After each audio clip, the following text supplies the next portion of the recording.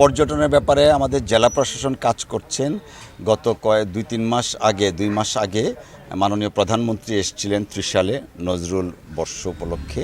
ওখানে আমাদের সম্মানিত ডিস্ট্রিক্ট কমিশনার উনি একটা পেপার উপস্থাপনা করেছেন এবং সেটার প্রেক্ষিতে পর্যটন মন্ত্রণালয়ে আমি একটা ডিও দিয়েছি।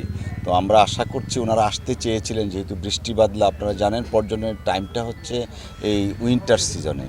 সো আমি প্রত্যাশা করছি হয়তোবা অক্টোবরের দিকেই মাননীয় মন্ত্রী আসবেন এবং এর আগে একটা টিম আসবে, পর্যটনের সম্ভাব্যতা যাচাই করে ওনারা কার্যকর পদক্ষেপ নেবেন। আর ডেউডুকনের বিষয়ে আপনারা জানেন যে ডেউডুকন প্রজেক্ট ইতিমধ্যে হয়ে গেছে এবং কিছু কিছু সার্ভে, সেই সার্ভেগুলো সম্পন্ন হয়েছে।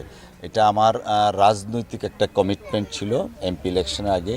ডেউডুকনের ব্রিজ, তারপরে সোমেশ্বরীর ব্রিজ, বড়ুয়াকোনার ব্রিজ, এই ব্রিজগুলো করব। এবং আগেও আমি বলেছি যে ইতিমধ্যে 5টা ব্রিজ 3,700 কোটি টাকার ব্যয়ে 5টা ব্রিজ অনুমোদন হয়েছে।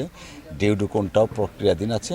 ইনশাল্লাহ আমি প্রত্যাশা করছি মানুষের যে আশা, ব্রিজ দিয়ে নেত্রকোনা যাওয়া দুর্গাপুরের মানুষের সরাসরি সেটা খুব সহসাই বছর 2-3 মধ্যে ইনশাল্লাহ সমাপ্ত হবে।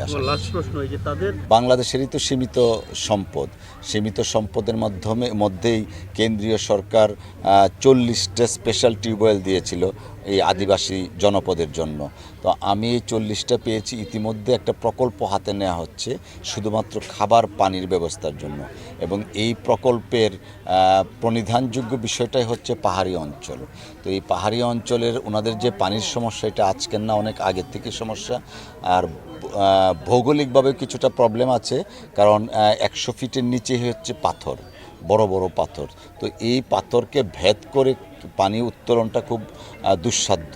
এর মধ্যে আমরা চেষ্টা করছি যেন পানি জমিয়ে বা অন্য কোথাও থেকে সাপ্লাই নিয়ে তাদেরকে কিছু ব্যবস্থা করা যায় না।